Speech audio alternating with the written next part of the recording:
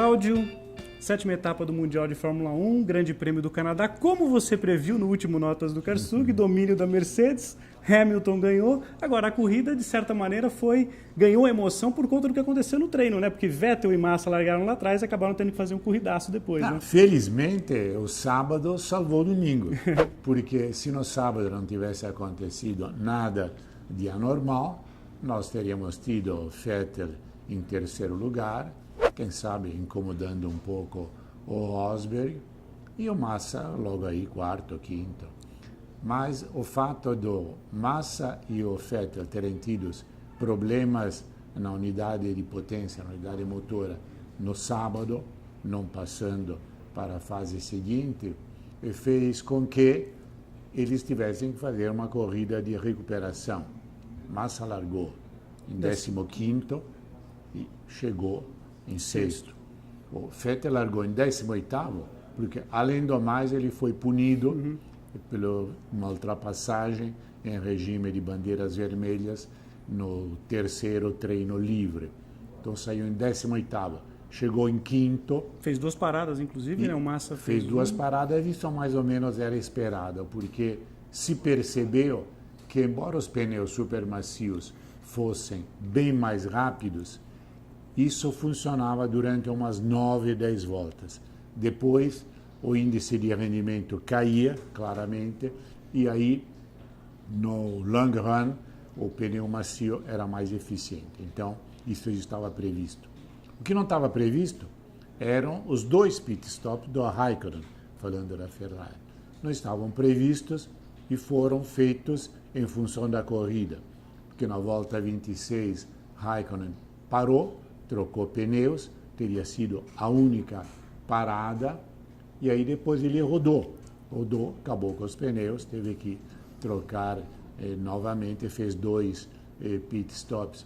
E o curioso, que inclusive levantou alguma dúvida, é que ele rodou exatamente no mesmo ponto em que ele tinha rodado no ano passado. Não sei se ele já é um habitué do local, mas o fato é que causou muita surpresa. E o Arrivabene não gostou nada disso. O Arrivabene, claro, não gostou nada, embora depois, nessa segunda-feira, as suas declarações foram mais suaves, mais brandas. E no domingo ele fez uma bobagem. Deu vontade de falar um palavrão depois do que ele falou. Provavelmente ele pensou em italiano um palavrão que começa por C.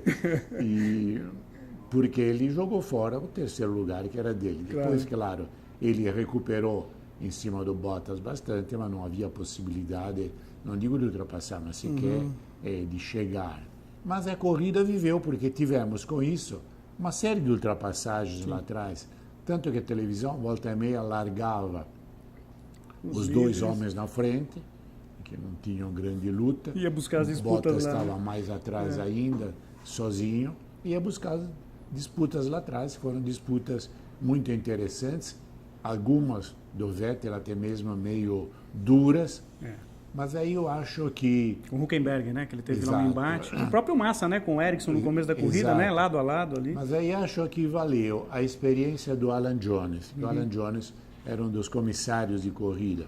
E o Alan Jones claramente deve ter lembrado das disputas do tempo em que ele estava na pista para ele com Reutemann, né, levar os demais comissários a considerar aquilo um acontecimento de corrida. Eu acho também lógico, porque se você quer transformar a Fórmula 1 num passeio de freirinhas que vão à missa, aí você tira toda a emoção, toda a coisa. Eu acho bonito 2 pilotos, desde que se respeitam, como foi o caso. Lado a lado, disputando. Lado a lado, disputando, pneu contra pneu.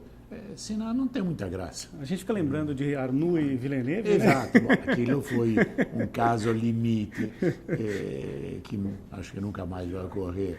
Mas, de qualquer forma, essas disputas têm o sabor do interesse. Claro.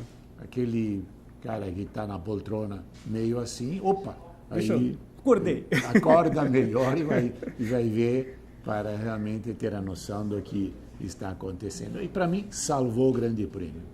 Agora, o Grande Prêmio deixa algumas, não digo dúvidas, mas algumas coisas que vão ser esclarecidas no próximo Grande Prêmio, o Grande Prêmio da Áustria.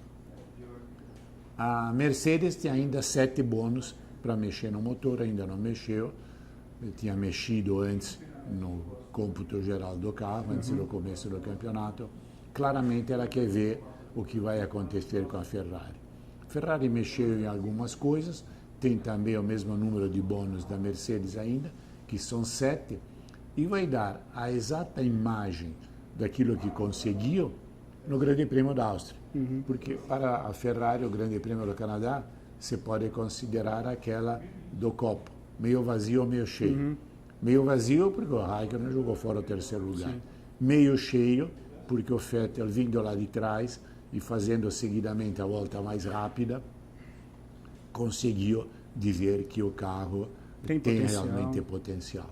E não se pode esquecer que durante boa parte da corrida, o Rosberg e o Hamilton estavam rodando mais ou menos nos mesmos tempos do Raikkonen. É claro que aquilo dava a ideia que a Mercedes ainda tinha um tiquinho, uma folguinha que se houvesse necessidade poderia utilizar, enquanto o Raikkonen não. O Raikkonen estava tentando mesmo com sinal alerta de freio, eles tinham um probleminha ali também com freio. E aí, né, claro. Os freios é um problema para mim absolutamente de engenharia, porque o que se pensa?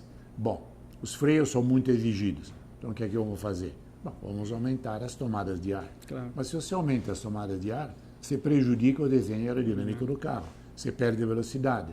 Então, nessa equação, quanto vamos aumentar, que temperatura esses freios vão aguentar seguidamente sem dar problemas, e aí quem consegue resolver melhor isso leva vantagem, e depende também do estilo de pilotagem. Você vê que o Rosberg teve problemas com os freios, mas Hamilton não teve. Sim. Então, maneira de conduzir o carro. Maneira também, de conduzir claro. o carro. Faz. Entender, né, o desgaste. Né? Isso do ponto de vista, digamos, positivo de toda a corrida. Ponto de vista negativo, infelizmente, mais uma vez, McLaren Honda, um furo na água. Está demorando muito. Eu previa que essa temporada seria um calvário para a equipe, ao contrário do Ron Dennis, que tinha algumas esperanças. Mas, prova após prova, já tivemos 7, e não tem nada mais triste que você ver o carro de 2 pilotos, bons pilotos, claro, indiscutivelmente. Um campeão Alonso, e um bicampeão, né? Como Alonso e Button, terem que desistir porque não dá. Então, isso tem que esperar que o conjunto Honda e a McLaren consigam ter um carro competitivo, talvez ano que vem. Certamente não esse ano. Cláudio, notas 10, alguma nota 10 ou algumas notas 10 para essa prova? Eu daria 10 para o Hamilton, porque realmente ele fez uma corrida excepcional, não tomou conhecimento do adversário, apenas na largada que o Rosberg tentou um pouquinho, o Rosberg também teve que se preocupar em se defender do ataque do Raikkonen, que tentava o segundo lugar. Aí o Hamilton foi embora, manteve aquela distância necessária para que o Rosberg não pudesse usar a asa, e depois foi aumentando progressivamente e ganhou. Se fosse um turf, digamos que o jockey já tinha jogado as rédeas para baixo e deixava o cavalo receber a bandeirada. Ele ganhou com absoluta tranquilidade e, sobretudo, mostrou que sem os erros de boxe, ele teria ganho em Monte Carlo. Sem dúvida. E, aliás, é significativa uma entrevista do Toto Wolff dizendo, bom, mostramos que nós não somos sempre idiotas. Cláudio, alguém que vai ter que levar o boletim com a nota vermelha para a mãe assinar nesse Grande Prêmio do Canadá? Olha, eu não sei se a mãe vai assinar, porque aí muita gente fica na dúvida se vale a pena assinar ou não. Mas certamente é o Raikkonen. O Raikkonen, para mim, vale 4, não vale mais do que isso. Isso, inclusive, alimenta aquela dúvida que o contrato do Raikkonen vence no fim do ano. E quais seriam as opções? São apenas 2, Bottas e Ricciardo. Bottas é um elemento de certo futuro, claro, porém o seu manager é o Toto Wolff, que é da Mercedes. Ele vai querer dar entregar? Pode ser até que sim, porque ele tem 2 pilotos, Rosberg e Hamilton, que ainda tem futuro. E tem contrato longo. E tem ainda contrato com a longo. Mercedes. Então poderia deixar 2, 3 anos Sim. o seu pupilo Bottas da Ferrari para ele, inclusive, ganhar experiência e saber como funcionam as coisas lá dentro. Claro. Seria uma hipótese. Não Um espião, né? É exatamente essa faceta de espião que deve fazer com que o Arriva Bene na Ferrari esteja um pouco com o pé atrás. Uhum. E o Ricciardo, que apareceu muito bem no ano passado, e esse ano está pagando o erro do Newey. Newey é, sem dúvida, o melhor projetista de todos, mas me parece que ficou claro Errou, né? que esse ano ele errou. Tem largo crédito, ele pode errar, mas errou. Então, ele e o Kvyat estão lutando lá atrás e não podem luzir. Então, dentro dessas duas hipóteses, tem muita gente que diz, olha, vamos ficar mais um ano com o Raikkonen, vou ver o que acontece. Se desenrola bem. Encerrando a Fórmula 1, próxima etapa, agora o circo sai deixa a América, vai para a Europa, para o seu berço, não é isso, Cláudio? São 5 etapas, Áustria, Inglaterra, Hungria, Bélgica e Itália, na sua Monza. E começando exatamente pela Áustria, lá em Spielberg, casa da Red Bull, mas a Red Bull não deve fazer frente para as Mercedes. Tua previsão, rapidamente, o que você prevê para a etapa da Áustria? Mercedes de novo. Mercedes de Inclusive, novo. todo mundo fala alemão lá. Então está tudo em casa. O idioma já está feito. Teoricamente, claro, sempre se torce eventualmente por uma surpresa, Claro. para dar maior interesse, mas pela lógica, primeiro o Hamilton, segundo o Rosberg. No ano passado, o Rosberg venceu o pole do Massa, inclusive, né? Exato. E aquela luta acirrada pelo terceiro lugar no pódio, em que também, pela lógica, seria Vettel. Claro. E, aliás, teríamos um pódio em que só o Hamilton não fala alemão. Exatamente. Bom, para a gente fechando, notas do Karsug de hoje, mais 2 assuntos. Fórmula E, tivemos a penúltima etapa, né? Não a penúltima corrida, mas a penúltima etapa que foi disputada em Moscou. Tivemos uma punição para o Buemi, que está disputando o título, né? Fortemente com os 2 brasileiros, com o Nelsinho e com o Lucas de Grassi. Dobradinha brasileira, né? Para Nelsinho e Lucas de Grassi. No campeonato, Cláudio, 128 pontos para o Nelsinho, 111 para o Lucas de Grassi, 105 para o Sebastian Buemi, o suíço. Falamos em Suíça, né? Falamos em Áustria, mas agora a Suíça com o Buemi. O campeonato acontece o seguinte, se o Nelsinho vencer e tiver tropeço dos outros na primeira corrida, que é a rodada dupla em Londres, já é campeão. Lembrando que em disputa estarão 60 pontos. São 50 pontos somando as 2 corridas, porque a pontuação é igual à Fórmula 1, 25, 25. Só que tem bônus para pole, 3 pontos para pole e 2 pontos para melhor volta na última etapa da rodada dupla lá em Londres, na Inglaterra. Isso é feito de propósito para dar ainda interesse, para você não dizer, olha, o campeonato acabou. Eu, de qualquer forma, jogo um dólar furado no Nelsinho. Nelsinho está com mais chance, com mais uma mãozinha já na taça. Tudo pode acontecer, Claro. é claro. Agora, esse tudo, eu tiraria o Buemi. Tá. Não vejo. Se não for Nelsinho, é o Lucas de Grassi. Legal. Eu acho que entre os 2. Mas eu acho que, sei lá, se formos jogar em números, 70% para o Piquet, 28% para o Lucas, 2% para o Buemi, tanto para não dizer que matematicamente ele está fora. Bacana. Falando em brasileiros, tivemos a etapa do Sprint Series, lá em Zolder, na Bélgica, né? Aliás, sempre que a gente fala de Bélgica, de Zolder, lembra do Villeneuve, né? O acidente trágico dele foi lá na Bélgica. Enfim, a equipe BMW Team Brasil, né? Que está lá comandada pelo Hermann, pelo Antônio Hermann, pelo Washington Bezerra. Está fazendo bonito. Muito legal, né? Já está há um bom tempo, participa dos 2 campeonatos, do Sprint, que é das corridas mais rápidas, e do Endurance, corridas de 3 horas. E tivemos mais um pódio da dupla Valdeno Brito, Átila Abreu. Eles estão em segundo lugar no campeonato. O campeonato ainda se desenrola por um bom tempo nesse ano, tem boa chance. O Cacá Bueno também bateu na trave de pódio, está batendo com o Serginho Gimenez. É um campeonato interessante, né? De marcas. É um campeonato interessante. E, aliás, o campeonato de marcas é, sem dúvida, um campeonato muito interessante. Você tem a DTM, tem os outros certames, e eles oferecem um detalhe que eu acho muito importante e que, sobretudo na Europa, é amplamente explorado no marketing das construtoras, de carros, não digo iguais, mas bem semelhantes aos carros que depois são vendidos, que você pode comprar. Então, isso... A Z4 do Kaká e do Valdeno está à disposição no mercado. Exato. Né? Isso traz uma simpatia Claro. do público. Que, por exemplo, você tem uma BMW assim, é levado, Claro. digamos, a olhar Deixa eu ver.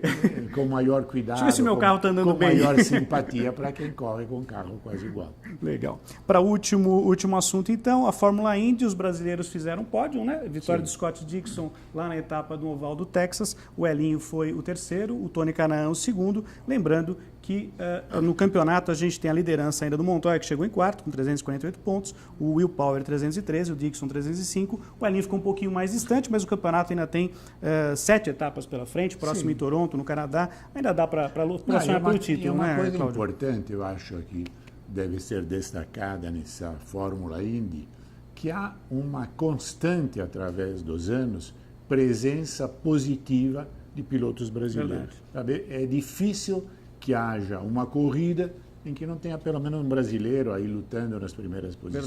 Verdade. Isso, inclusive, eu acho que, não sei se devo dizer deveria, ou posso dizer poderia, mas carrear um pouco mais de interesse. Sem dúvida. Inclusive, precisa de renovação, né? Porque precisamos de mais pilotos aí, porque o Elinho e Tony já estão ali numa idade um pouco mais além do normal, né? Para os pilotos e tal, mesmo para a Indy, que costuma ter uma longevidade maior. Nosso próximo encontro, então, GP da Áustria. E vamos aproveitar para falar, porque na semana que vem tem 24 horas de Le Mans, Sim. né? E aí é legal demais, né? Porque é uma 24 competição... horas de Le Mans é uma das competições mais importantes do mundo. 24 horas de Le Mans, 500 milhas de Indianápolis e um outro grande prêmio que você possa escolher, aí depende da preferência de cada um, Monza, Nürburgring, Claro. Spa, Silverstone, enfim, aí depende. Mas, enfim, são aquelas que dão no palmarés do piloto, no seu ranking, diz, olha, eu ganhei aqui, Claro. dou um outro valor. Le Uma Mans. coisa é você dizer, ele ganhou Pocono, tudo bem. Ele ganhou as 500 milhas. É outra coisa. Uma coisa é você dizer, bom, eu ganhei a Abu Dhabi. Não, eu ganhei em Spa. Então eu ganhei em Silverstone. Lógico. Eu ganhei na Alemanha, no Nürburgring. Ganhei em Monza e foi campeão, Claro. no caso do Emerson. Então, isso é realmente importante. Além do que, há o interesse, porque normalmente em Le Mans você sempre tem alguma novidade tecnológica. Eu sempre lembro o caso da Jaguar Sim. com os freios a disco, mas independentemente disso, sempre alguém traz alguma novidade e que é testada em condições extremamente severas. Exaustivas, né? Então, uma coisa é você testar numa corrida de 1 hora, 1h30, 40. e outra coisa é testar em Le Mans. Exatamente. Que tem velocidades de top excepcionais, dificuldades de freagem, tem todo tipo de curva, enfim. E a questão técnica dos pilotos também, né? Porque você Exato. tem normalmente 3 pilotos dividindo o carro, tem que adequar ao estilo de cada um, né, Cláudio? Sim. Desgaste de briga de pneus briga de também. pneu, tudo. Inclusive algumas curiosidades. Eu me lembro uma vez, me foge agora o nome do piloto, mas tinham 2 pilotos e um gostava de beber alguma coisa alcoólica. Então, no reabastecimento dele estava lá. Tomavam um trago. Ele tinha o fiozinho, tal, o canudinho e chupava. Trocaram de piloto e outro piloto, que não bebia absolutamente nada, esqueceram de trocar. Então ele disse, pô, eu estava na Unadier, que é a grande rétero coisa, fui chupar um pouco, pô, por pouco eu não perdi o controle do O carro. que é isso que botaram aqui, né? Água batizada. Né? Bom, Cláudio, então, Áustria, aproveitando já que nós vamos ter Grande Prêmio da Áustria, tem alguma dica legal de turismo, de curiosidade, coisa bacana para fazer na Áustria? 2 dicas, diria, no caso, em Viena. Tá. O Prater, a roda gigante, Tá. uma série de coisas que você pode aproveitar, sobretudo se você tem ainda espírito meio infantil, aquilo é muito bom. E na gastronomia, claro, para quem gosta de chocolate, a Sacre Torte, que é a torta de chocolate tradicional da Áustria. Legal. Cláudio, então a gente se vê então no próximo Notas do Karsug para falar do Grande Prêmio da Áustria de Fórmula 1, com o apoio do Renault Fluence, e também para falar das 24 horas de Le Mans. Perfeito. É isso aí. Até lá. Combinado.